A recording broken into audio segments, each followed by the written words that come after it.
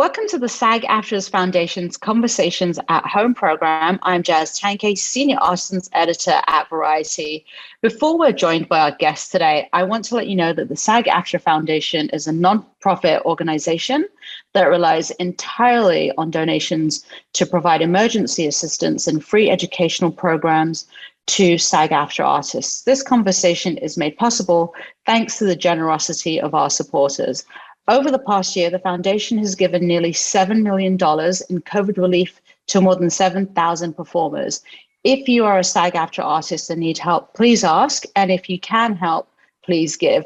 Information can be found in the description of this video. And thank you again for your support. Now, without further ado, it is my absolute pleasure and honor to introduce actor Udo Kier. Hi, Udo. Hello. Thank you for having me. Thank you so much for joining us today. And I am so excited to just dive into your incredible career and where it all began. And, you know, Swan Song, obviously an incredible film. So take us back. You know, you were born in Germany and you actually did move to England at one point to study. Like, where did the film bug come in? All right. First, I was born in Cologne at the end of the Second World War, which was, of course, as you can imagine, a horrible time to grow up. And my strange childhood, because you can imagine a country after the war. And when I was about 17 or 18, with permission of my mother, I was living with my mother alone, no brothers, no sisters, no daddy. And I got permission from her to go to England because we didn't have money for high school. So I wanted to learn English. So I went to London, went to a school called, I had saved some money, went to St. Giles School in Oxford Street in London. And one day I walked and had a coffee and somebody came to me and said, we're making a movie. My name is Mike Saren, who was a famous singer when he was younger. And I'm doing my first film and I would like to offer you the part. It was a film of 40 minutes because at that time in England, they always showed a short film before the feature film. Also in Germany, everywhere. So I said, I don't know how to do that. He said, leave it up to us.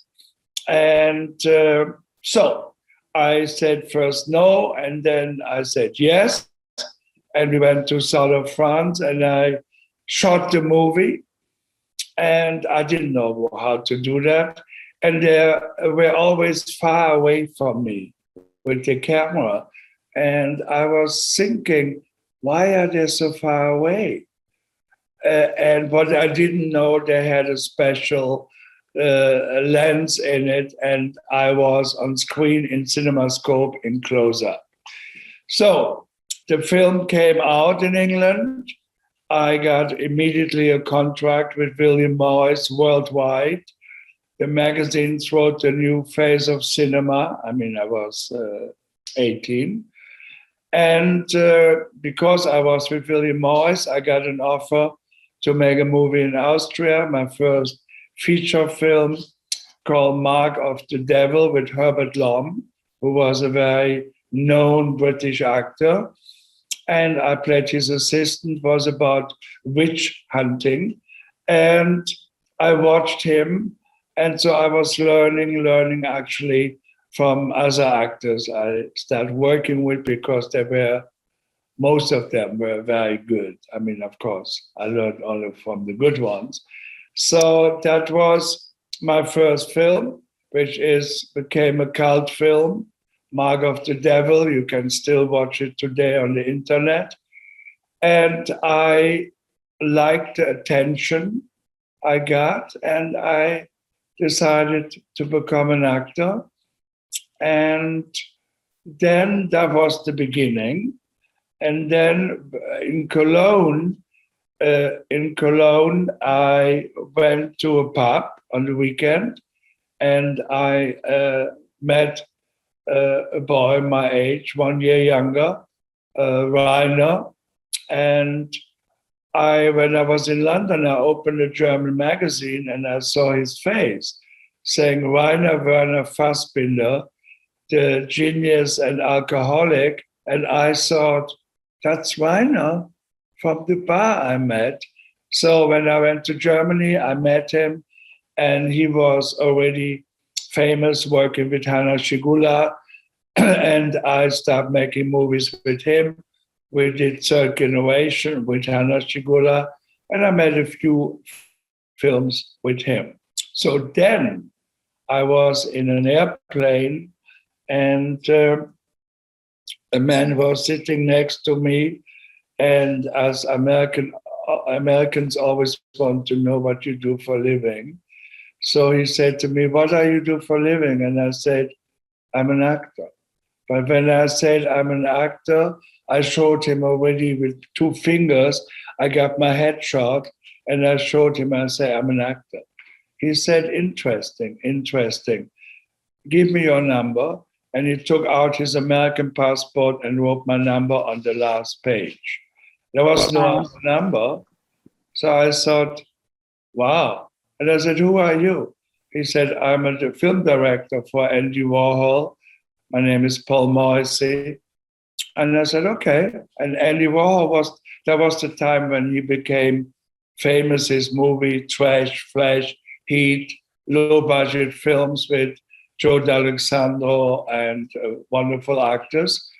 And then a couple of weeks later, I got a call. Hey, it's Paul from New York. You remember the guy in the plane? I'm doing for Carlo Ponti, the husband of Sophia Loren. I'm doing Frankenstein in 3D, and I have a little role for you. And I honestly said, wow, thank you. What do I play? He said, Frankenstein. So then I thought he was joking, but he wasn't. So I went later on to Rome to shoot Frankenstein. I was not supposed to be Dracula because it was 2 films as one production. Yeah. And the last day of Frankenstein, I was very sad that it's finished for me. And I went to the cantina and in Cinecittà, and it was famous studio.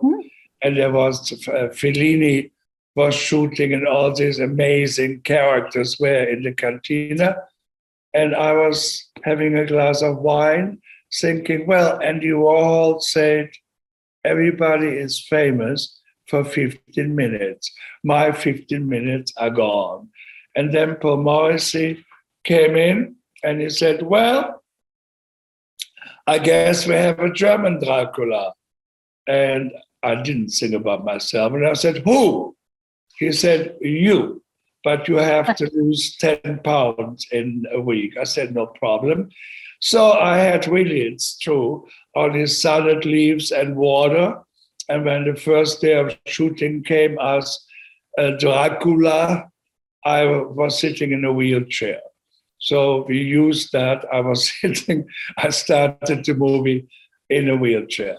So that was the beginning. And of course, through the Warhol film, I went from regular newspaper into glamour paper. All of a sudden, I was Andy Warhol's superstar. So that was the beginning. Later on, of course, as you know, I worked with Wim Wenders, with Werner Herzog, with all the German directors. My last film with Werner Herzog was My Son, What Have You Done? With Michael Shannon and Grace Zabriskie and Chloe Sevigny. So there you have it. That was the beginning. And Yeah, I mean, I love that. And, you talked about the films becoming, cult classics, like The Mark of the Devil, a cult classic. Flesh for Frankenstein, Blood for Dracula. Were you ever into horror films of that period, or was it just that casting and roles that you picked that happened to be? Never. And I was amazed when they told me that I was going to be Frankenstein or Dracula, because I had a totally different program. I didn't want to be a vampire. And I just got in Slovenia 3 weeks ago the Bela Lugosi Award for Best Vampire. I was born a vampire. So, of course, I didn't have this program, but I will tell you during we talk a few times, and I mean it, I'm a lucky man. I have never asked the director, I would like to work with you. I wouldn't do that. I only say, I like your movies. I wouldn't say to David Lynch, I would like to work with you, and he would say to me, who doesn't? I would go under the table. So it's like things happen. Things always happen that I meet. I was in Berlin to see some movies at the film festival, and then came a young man to me and said, hello, my name is Gus von Sant.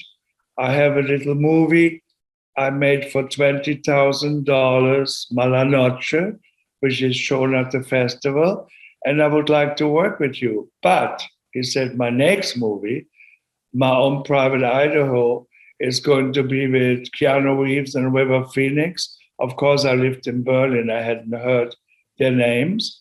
Of course, shortly after I knew who they were. So he is the one I'm very, very grateful and thankful to him, because he got me to America. He got me a member of SAG. He is the one who I became a member of SAG through My Own Private Idaho. And I didn't want it to stay in America, and I was staying with a girlfriend, Anna, and I had already packed my suitcase to go back to Germany. I came from the premiere of My Own Private Idaho, and she said, why don't you stay here? I said, no. After a few glasses of wine, I said, not a bad idea. And so I got myself a little apartment, very little, in Los Angeles, in Silver Lake. I bought myself a used car, and then I had to learn this horrible thing, what they call, casting session, which I don't like that. People tell you, stand up, turn around. It's like going to the market and buy a horse. And I had to learn how to do that, because I have never done that, audition. And so I'm a lucky man. I'm a lucky man. I got a call for being an Ace Ventura Pet Detective. And I went there. And they said, yes, but you have to come back tonight. Jim Carrey wants to meet you. He has the last word. I said, okay. So I went back to the office of Dino De Laurentiis on Wilshire Boulevard. And then in the evening, because there was a scene in the film with a ring, and I stepped in the office and I had a ring on, my own. And Jim Carrey came out of the dark, took my ring off my finger, and I said, what are you doing? He said, okay, you got the role. So I played with him in Ace Ventura Pet Detective, and was fascinated by his talent, being so wild all the time, with the face, with the hands, with everything, the whole body language. I've never seen anything like that. So we did. That was fun. I was just looking at him, because there were some actors who tried to be like him. And I thought to myself, that is a mistake because he is so good and a star. If you're trying to be like that funny, they're going to cut you, which they did. So that was the beginning. And then I did For Love or Money and Barry Sonnenfeld and Michael J. Fox. That was a good experience. And then I start living in America and start making movies like Armageddon, End of Days, but I always had supporting parts. And then I went to Germany with a movie, and then I saw one movie from Lars von Trier, Element of Crime, and I saw the movie, and when the movie finished, I couldn't get up from my seat. And I said to the directors who were there in competition, I was in competition too, I said, well, we can go home. They said, what do you mean? I said, whoever made that movie is going to get the first prize. He did. And I said, I want to meet him. We met. And a couple of months later, I got a call. He says, I'm doing Medea, a script by Carl Theodor Dreyer, and I want that you play the husband of Medea. He said, but there is a little problem. I said, what is the problem? He said, you don't look like a Vikinger. He said, don't shave anymore for 1 month, don't wash your hair, and come and visit me in Copenhagen because I have to sell you to the producer as the Vikinger king. So I looked very strange with my non-washed hair and with my beard. I got the part and we became friends. He wanted me to be the godfather of his first child, which I became. Yeah. And then, since 30 years, we're working together. I just worked with him 2 months ago, The Kingdom. Yeah. And The Kingdom #1, I don't know if you have seen it, but I'm very proud and lucky. I was the first actor in the world who was born on screen. So they built this amazing woman's body, and I was in her stomach on a piece of wood with 4 wheels lying on my back. And he said to me, he said, Udo, we cannot rehearse this because it's too expensive. And then I heard the word action, and I couldn't get out. And I said, that's not possible. So I went back with my feet, with that piece of wood with wheels, and pushed myself through. And then my head stick out, and I went like, Wah! So that was The Kingdom. That is a fun story. 30 years ago.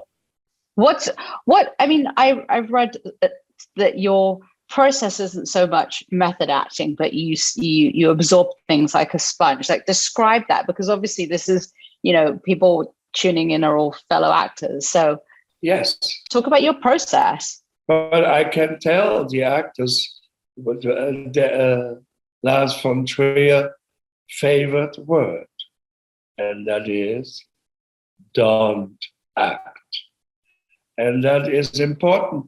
We had situation, believe it or not, in where we were shooting the film Dogville with Nicole Kidman, Ben Gazzara, James Caan, and a lot of actors, big actors. And Lars came and said to all of us, and don't forget, don't act. And, that's don't act means, of course, you have to act. But what it means, what I did when we come later to the subject of the film, Swan Song, I'm not acting. I had a great script and a very strong director, and I was just there. And that's what it is when I say to young actors, don't act. Because, you see, I never been to acting school. I learned from my talented colleagues, and I became a professor teaching acting. So I became in Brunswick in Germany teaching theory of acting. So that is, non-acting is not easy. Non-acting is very difficult. You can always act, stand by the window, look out of the window and talk to the birds in the tree. I mean, but it's not my style. I love that. And I want to go back because, you also did, and I had it when I lived in London, but you also appeared alongside, you talked about Andy Warhol, but then you also worked with Madonna in her Deeper and Deeper video, and you're actually in the book that she released in 1992, Sex book. I mean, talk about working with Madonna, because if I don't ask you this, Udo, people are going to come for me and be like, you sat down with Udo and you didn't talk about it. I tell you how it is. I tell you the truth. I don't lie. I lie only for money, but I don't lie in an interview. So I was in New York, and my agent that time said, Steven Meisel, who's a famous photographer, would like to meet you. We think it has to do with Madonna, but we're not sure. So I went to the address I got to his studio, and there were outside already 2 bodyguards, because you recognize them. Their suit is very tight and their shirt is tight because they're very strong. And I thought, okay. So I went to the office, and then they opened the door for me, and I walked in, and there were a young girl, a woman, with no makeup, and the Steven Meisel was there, and he said, may I introduce Madonna, Udo? And she looked at me, and then she said to me, would you like to do a book with me? And I said, sure. And I realized when we started talking, that she wanted me to play in the book, the pictures, black and white, playing her decadent husband. And I'm in a tuxedo, and she is in evening dress, and we go to a sex club, and we're riding on naked boys. So that was, and then I went back to Los Angeles because I was down in New York. And I got a call from her office saying, Madonna wants to know if you're ready for hardcore. And I said, finally. So I went back to New York, and we shot in a real sex club, a real one. Later on in Los Angeles, I got a call from Debbie Mazur. And Debbie, who was a good friend of Madonna, said, we're doing a video, Deeper and Deeper, and Madonna wants you to play her guru. And I said, okay. So I did a guru video, Deeper and Further to Go. So that was with Madonna, and I did a few videos. Even I did one for Supertramp with Nicole Smith. Yeah. And I did a few videos. I did also, during the period, some interesting commercials. Like with Michael Bay, I did Miller Lite. I was the devil in hell, and all my little devils were doing ice skating because the hell was under ice, and I was the devil with long fingernails and the horns, and I say, how can this happen? And I was for Miller Lite. I did Budweiser also. So commercials I haven't done for quite a while. I was going to ask you, how do you pick between, you talked about doing Blade, Ace Ventura, Pet Detective, Armageddon, and then, then you do a project with, Wim Wenders or Werner Herzog. Talk about picking your roles and what speaks to you and how that has changed over the years. Okay.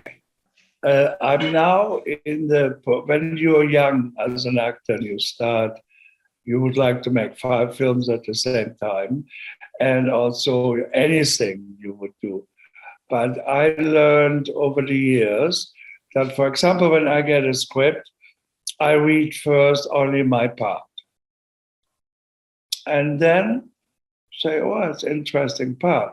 And then I read the whole script with my part. And then if I come to the conclusion, the film is okay, but it's also okay without my part. So why should I play it? And then I don't play it because, as I know, my favorite line is, time is the sin. I have, saying sometimes I realize stuff only because of your journalists. Because when Swan Song was reviewed in the New York Times, an amazing review, and the headline was, after 50 years, finally Mr. Kier becomes the leading man. So then I thought, what does he mean? And yeah, I was a leading man in European production, like Dracula and Frankenstein, but not in America. Swan Song is the first film, but we talk about this later. So that's how I choose by, and then, for example, I want to meet the director because I'm alone, not in a meeting or table reading. I want to meet the director alone, and I go somewhere. We're now talking, I live in a former library in Palm Springs, where we're talking now. And I have a little place in Morongo, a little ranch. And I go there and we talk, and I watch the director and listen to the director, what he says. And it has happened that I thought, no, it's not my way how I think, how it should be played. And so that's how I just talk to a director on the phone 3 weeks ago, one of my favorite director, Abel Ferrara, and he wanted me for his new film, but I had no time, I couldn't do it. So he's shooting now a film with Shia LaBeouf in South Italy, and he wanted me to play. But now, as we talk, I know we will work together. Just a matter of time now. So there's a Terrence Malick. There are people. I had dinner with him. I would love to work with them. I have not a list. I don't make lists, but there is sorts of people I would love to work with. But obviously, as I said, I'm a lucky man. I got an award. Now I get awards everywhere. It has to do with age. Yeah. When you get older, they think, oh my God, he's already 77. We better give him an award. So I just got the award Best Actor in Monte Carlo even. So I was in Sitges, got an award. And then the director said, it's the birthday of Mr. The famous director. And I said, who? But I don't want to talk about it now. And I said, okay. And we went, they said he wants to meet you. I said, great. His birthday is the 9th of October, mine the 14th. We both Libras. So I went to meet him. And, he just has a new film coming out, Nightmare Alley, and I'm very happy for him. That's a film. I know the old film very well, in black and white, strong film, but I want to see Cate Blanchett playing the evil scientist or psychiatrist. So I meet people, and sometimes they want to work together. And it works like that. It's not like as I said, I never wrote a director a letter, and I never asked the director. And I chose scripts which I get very honestly. I'm reading two now, very honestly, if I think I can do something good with it, not just making a movie. Yeah. And I mean, let's talk about, you talked about roles, talk about working with Lars von Trier and like over the years, like that shorthand or that relationship that you have with him. And like, was there ever a part, like, he did a film and you're like, oh, I couldn't be in that for a reason or whatever, yes. but. Yes, there is. Yes, there is. And I will never see the movie because it's the film, The House Jack Built. I will never see that movie because he took Bruno Ganz, who unfortunately passed away, instead of me. And friends of mine, I sent them to see the movie. And when they got home, I said, one question. Could I have played the part of Bruno Ganz? And they all said, of course, you would have been great. So I never will see that movie. And sometimes when I with Lars, I take my glass and say cheers, and then I stop and I look at him. And then I drink. Because that's the only movie, but I don't even know if it was his decision or the producer. I could also imagine that the German producer said, not again Udo Kier. We need somebody else. And Bruno Ganz was a great actor. I mean, he was great in playing Adolf Hitler. So there are some moments now when I did The Kingdom, the last episode, about 2 months ago in Denmark. And that is the only film I haven't seen and I will never see. Yeah. But I mean, you and Lars, best friends, right? Like you've been great. Yeah. Talk about, you mentioned working on TV. What is the difference as an actor going from, doing independent films to doing, a blockbuster versus a TV series where you're getting to flesh out a character across seasons, episodes, not fully knowing how this is going to end up, unless of course it's Hunters where we know what, bad ending there. But well, I haven't, besides Hunters, I was this 8 episode in the season 2, and I'm in 6 episodes. And it was my first American TV. I mean, I was in The Sentinel and things in 1 episode or 2, but not in 6, becoming very important in the personality I play. And it was a new experience. It was by Amazon, a new experience and good actors. And I enjoyed it. I just came back a couple of weeks ago. We did the last work 4 weeks in Prague, beautiful country, beautiful city. And it's over now. And I'm an actor, and that is also a little tip for young actors. Don't watch the monitor after you did a scene. I have never watched the monitor. When I do a scene and then they play it back, a lot of actors be around the director and they go very nervous and they look at the monitor. I never see the monitor, and I do not like. I mean, there's people like Lars von Trier who would not let anybody see the monitor, not even Nicole Kidman, but because that's why I have a director. Why should I always think I could have done it better. So I see myself and I look and I say, oh, what do I do there? My God, that's horrible. But it isn't horrible at the end when it's edited. in the right way. That's what I say to young actors: don't watch the monitor. You have a director, and trust the director.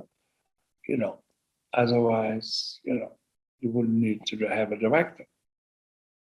I mean, talking about awards, I remember The Painted Bird, beautifully shot, incredible film. I mean, talk about working on that film, because I remember, that was when that was vying for international, feature.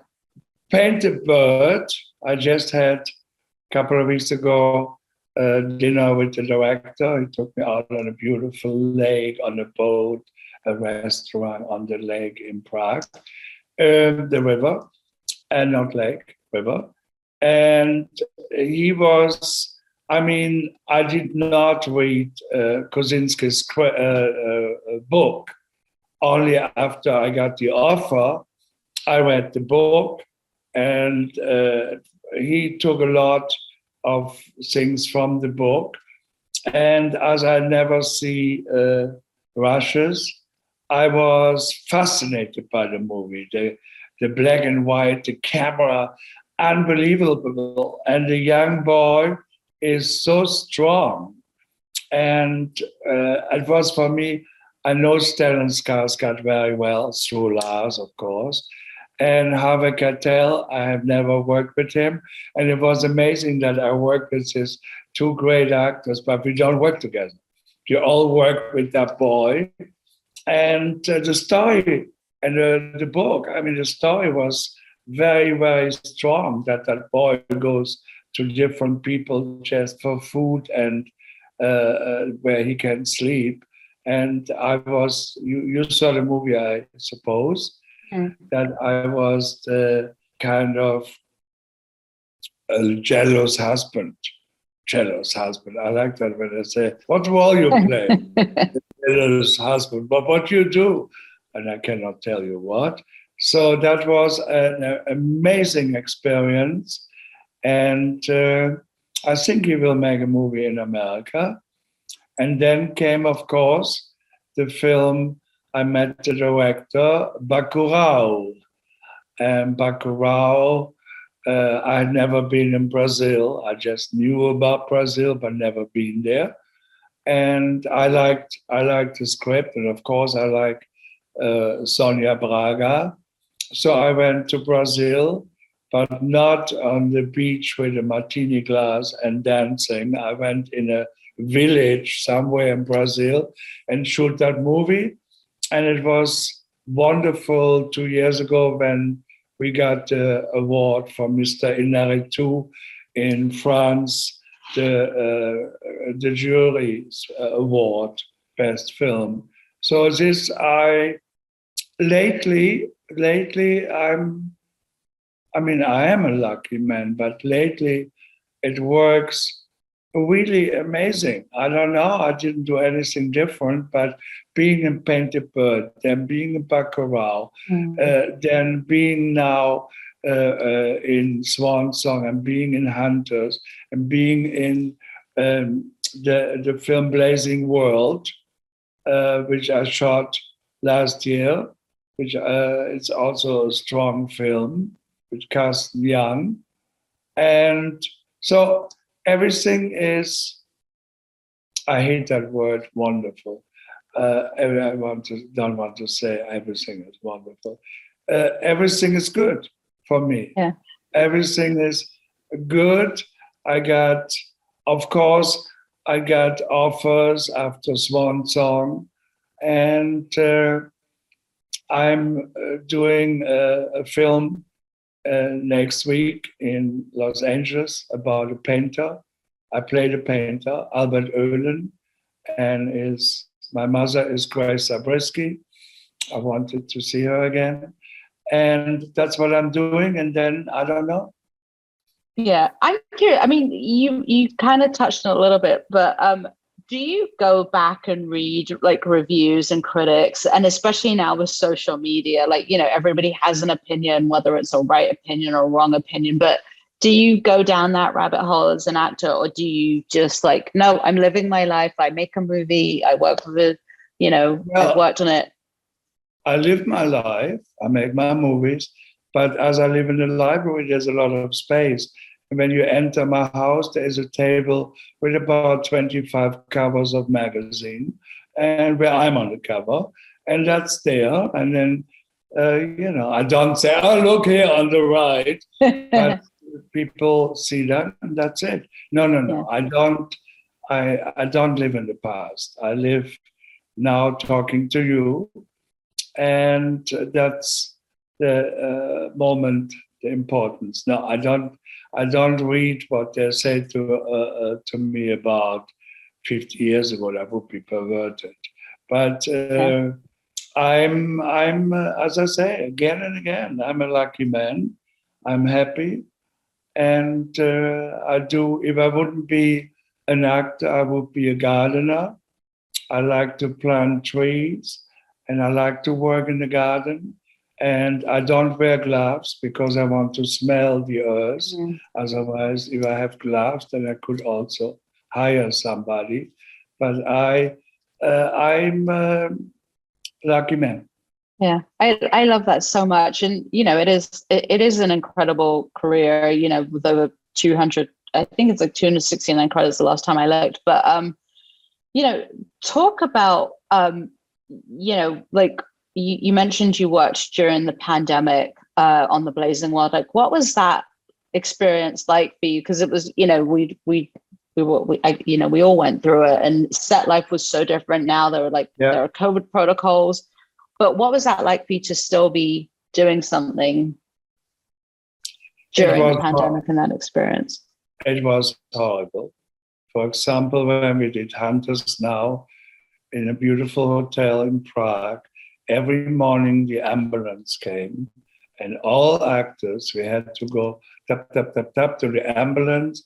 They went with the cotton in our nose and put it in a little glass thing, broke it up, and I checked my name. I didn't want that, maybe I had the wrong name. I checked my name, and every morning for 1 month, and automatically, you think, even if it was yesterday negative, but you went to have dinner in a restaurant, and automatically you think, what's going on if I have it?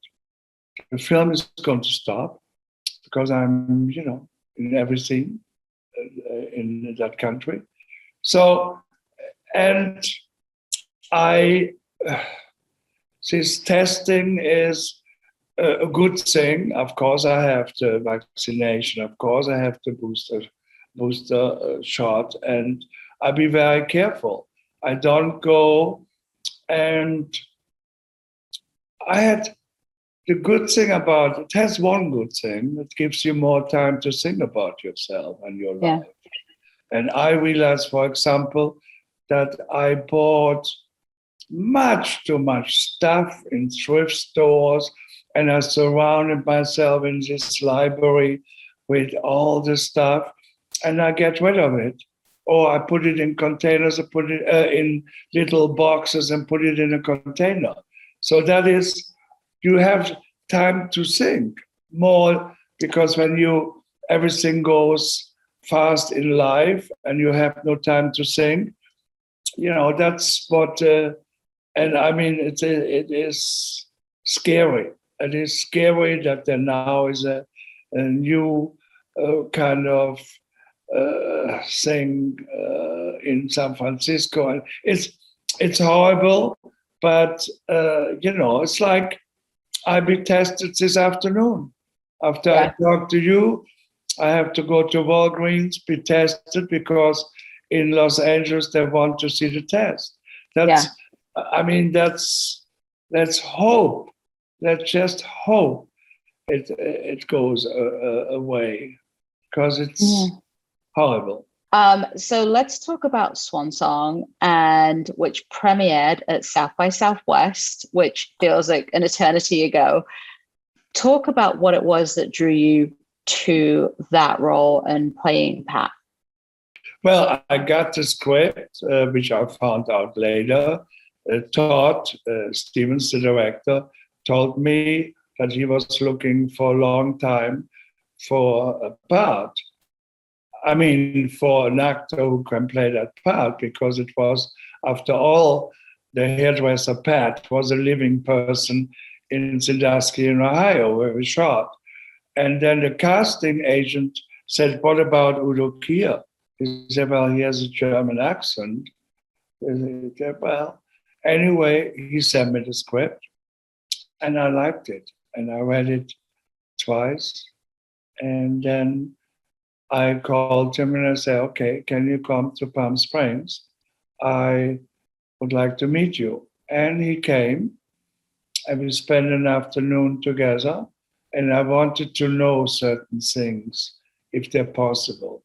For example, shooting the film as chronological as possible. Not shooting the first day, the ending of the film. I hate that because, no, it's no good. And he said, okay. And I said, I want also be on the set for a day or two on my own.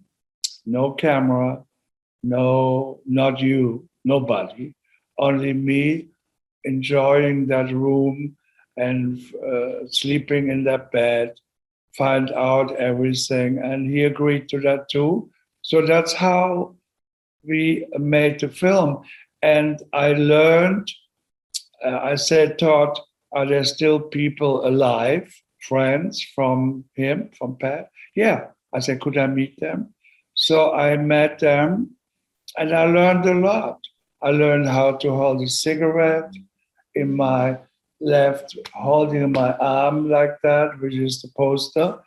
And I learned, they showed me how he walked and all that. And the most important thing was that I said to the director, I don't want to go over the top and I don't want to have the cliche of these characters.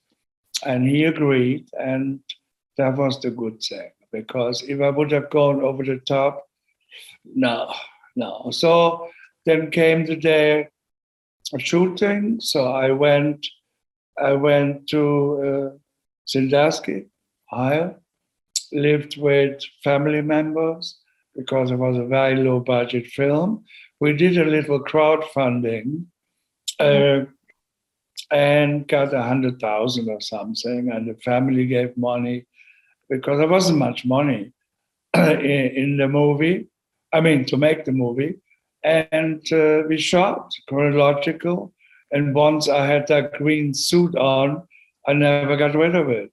I liked it. And when I had a Chardonnay in the bar after shooting, they all called me Pat. I was all of a sudden the character. I was the character. And I like Linda Evans, an amazing actress. What experience, my God. And Jennifer Cooley, great. Yeah. So I had two good women on the team. And we made the movie, and there wasn't any negative surprise or anything. Yeah. And the director, because we talked a lot at the beginning, he let me basically be me. Yeah. Because you see, Swan Song is very important for a very important reason. Today, to go back in time, when I was a young man, there working with Fassbinder in Germany, there were actors who had AIDS and they died. Yeah. They all died. Today they take one pill, good, and they live.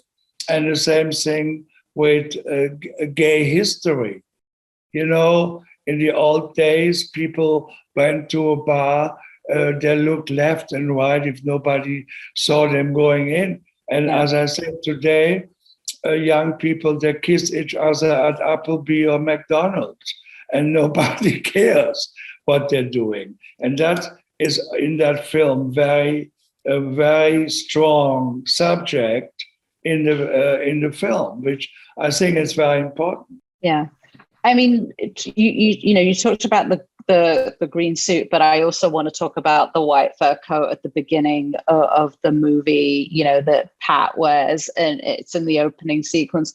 I mean, talk about, you know, becoming Pat and working, you know, working with the costumes and I guess almost becoming him, like what that was like to really, I guess, embody the character in a way.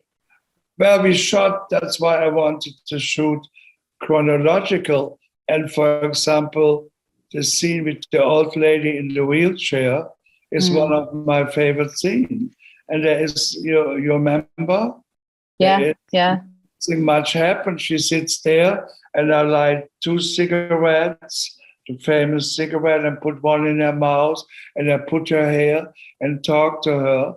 Even now, my hair standing up if I on my arms, if I think about it. That was so I went there. I went to have lunch and saw all these real old people, and I was stealing napkins because people always say, why does he fold the napkins all the time?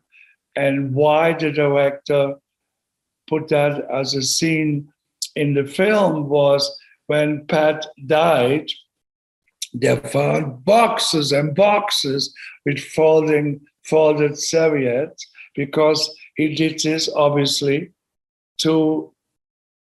for time, to be not lying there or sitting there being depressed, but at least he gave himself something to do. And for me, that we did started to film in the retirement home was very important, till I really hitchhiked on the street and talk. And then when we went to the cemetery where my friend David, when he died, lies, and I said to the director, I don't want to see the stone before the camera is there. So I did not see the gravestone. And I said, I'll be with you on the graveyard, but I don't want to see the stone. And I said, just give me a little sign. When you're all ready, I will come. And that's how we did it. I mean, if I would say that in a film for 20th Century Fox, they would say, you're crazy. We want to see the light on you, get there. So, but no, it was an independent film. So I went there. And when I was crying, that was real, because I saw my name, which he had put on the grave, had somebody put on the gravestone, which I didn't know. So he bought the grave for both of us, and things like that. So the whole film went through like that. There wasn't any, trailers with actors, and it was just, I walked. I was living near the main street, so I walked to the set. I walked to the theater, put on my costume, and went to work. Yeah, talk about the ending where you get to sing "Dancing on My Own," which seems to be the song du jour to lip sync to, and having that incredible again, the costumes in this is so incredible and such a part of Mr. Pat, but having the chandelier on your head, I mean, was that heavy? Like, talk about that scene. Yes, it was like my excuse, or my saying I don't want to go over the top, because I said, what could be more over the top than the chandelier on my head? And it's even lit. And I do the song of Robbie. And so when we had that scene, it was really lit, and the electricity really were on a cable behind me. And I liked it, because I thought it is, because it's almost at the end of the film also, I said, it's so crazy. Nobody ever has done that. Or maybe they did, but not on film. And so that's, I mean, of course I had to listen 10 times to the song to be able to do the playback. But that's one of the strong scene, which is not a big scene, but it is the idea. And then what follows, that I wake up in the hospital and all I like is my green suit. Oh, it's lying over there, good. So I can escape. Then I steal the wheelchair and I'm in the middle of the street, all the cars behind me. It is just very, how can I say it's very real? Yeah, it's very real, the story. It's not, that's why I said, not acted. The story was, I had so many incredible, strange moments, which I could have been much more over the top, but it didn't have to be. It was okay that the car's behind me and I'm sitting there in my green suit and give something, nothing for what's happening about behind me. And the ending scene, it's also one of my favorite, when Linda Evans comes alive and we have our conversation. And she, so amazing, because I did not in a film rehearse a lot, but Linda we had a room next to the set, and she wanted to rehearse and rehearse and rehearse. And we rehearsed and rehearsed and rehearsed. And when we went into the set, we forgot all about it and it became real, because it was so much in us, the text, that it just came, the text. And I said, when I said, well, you let me down when David died, and she cries and says, well, it was so new, I didn't know what it all was about. And it was, I like her very much. We are still in contact. And I'm in contact also with Sonia Braga. I'm in contact, and I'm looking now for a story where I want to star Linda Evans, Lena Olin. She played my wife in Hunters. Yeah. Lena Olin and Sonia Braga, these three women and me. I have to find a writer who finds a story. You've put that out there. That's leading me to my next question. Yes. You've put that out there, but have you ever wanted to get into either the writing side, the producing side, or directing side at all? Really get into that? Or are you happy just getting calls from your agent, getting calls from directors? First, I cannot write. Because I know me, if I would start writing, and then I would, when I have the first page, I would read it for myself, and I wouldn't like it, I would change it. So that's why in Germany they want to write that I do a biography about my life. And I said, the only way, I met 2 or 3 people in my life, journalists, who knows very well my life. And when they did interviews with me, they wrote even something I didn't say, but it could have been me saying. It's so much on my level. And I would write which I will do next year, my biography, but I will invite one of the journalists for 3 days and have a good time, have good coffee, have good lunch, and the tape recorder is running, and I will talk about my life. Directing, I tried to direct a movie in Los Angeles, but after a week I gave up, because I was the writer, the actor, the producer, everything in one. It was just too much, and the money was flying out of the window. I, wanted to play somebody in a wheelchair. Anyway, it's not interesting. And I stopped it. So I don't think I want to be part of creating, yes. If I get a script, I'm not a robot. I'm not just doing what's on the paper. Maybe I have an idea and I talk to the director and say, what do you think if I have a picture of my mother in my jacket, but nobody ever sees the picture. And when I'm in strange situation, my hand goes to the mother, but you don't know where my hand is going and why. Little things, because that's also for young actors. In film, little things are more important than the big things.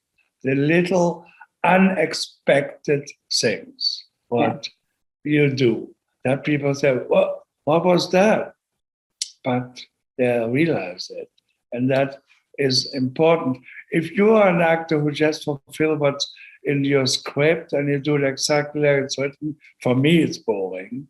Yeah. And I don't want to change anything, but I want to be also part of the creation of the personality, because it's me. Yeah. It's me with a different name and a different costume and a different time, but it is still me. So, and as you said before, because I don't count my movies, I don't know how many movies I've made, but internet knows. So then, sometimes I'm surprised when a journalist or like you today also said you made over 260 films. I don't know.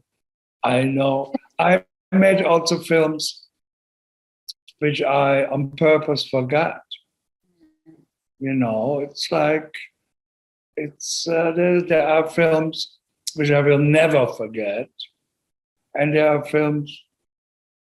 there's also films I've never seen where I play because I didn't have a good time making it. And I know the result is not what I would like it to be. So, yeah.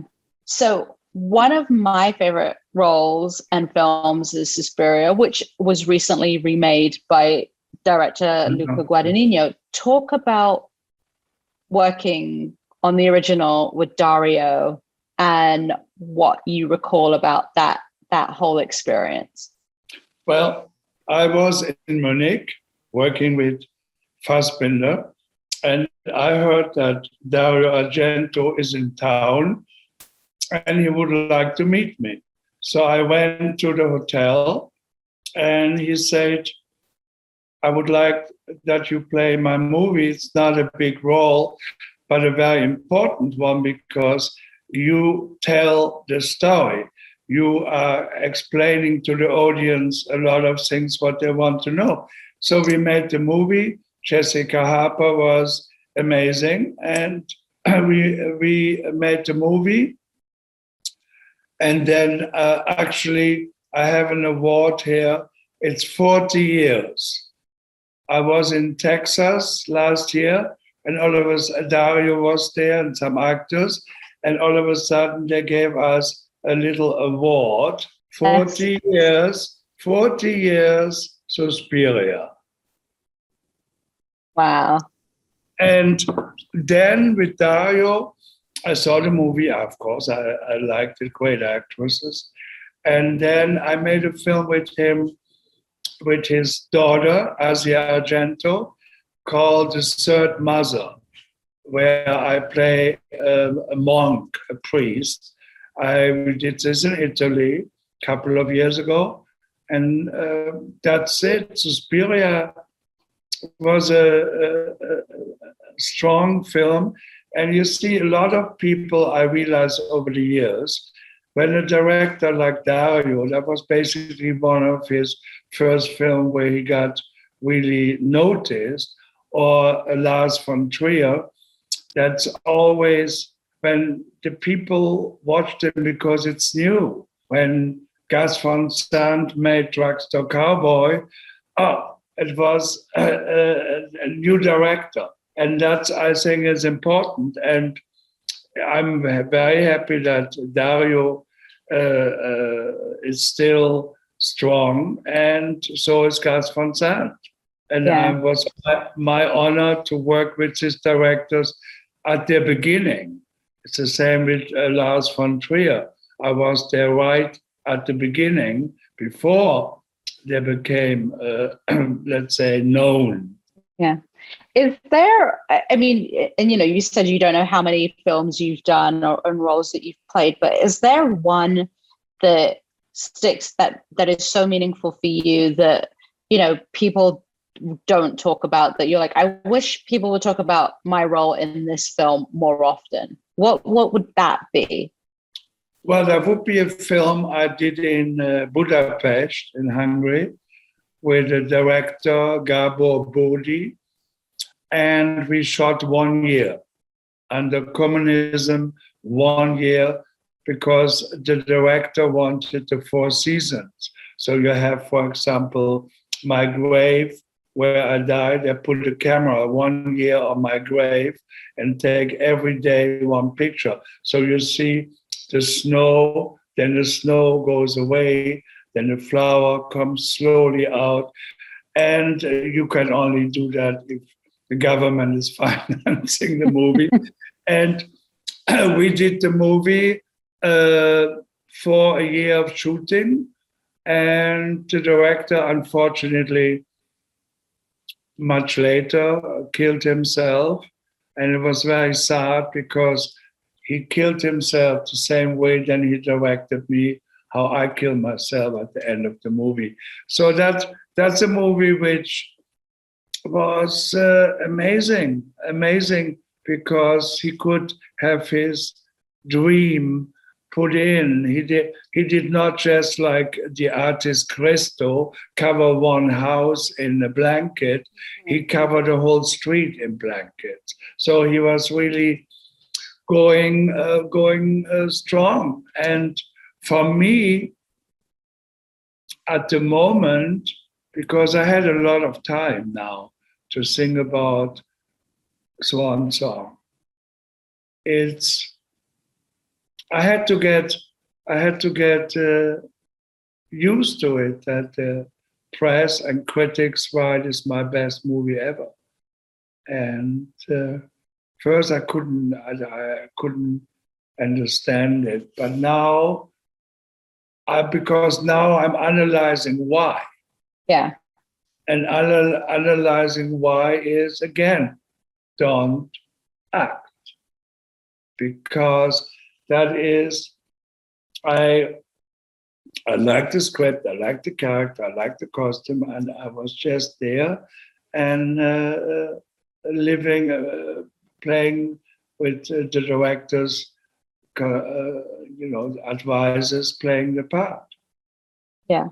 And I mean, throughout this conversation, you've given so many, great tips to the actors out there and the audience. Like, is there like another piece of advice that you would give them? Yes, there's another piece.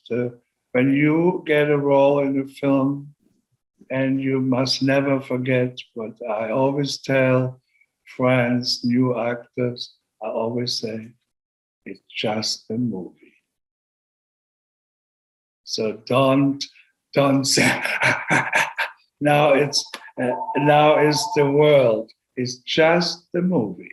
Listen to the director and feel it, trying to be real to the situation, and let's go from there. Don't think that's my chance. I have to do that. I saw Anthony Hopkins doing the same thing. He was so amazing.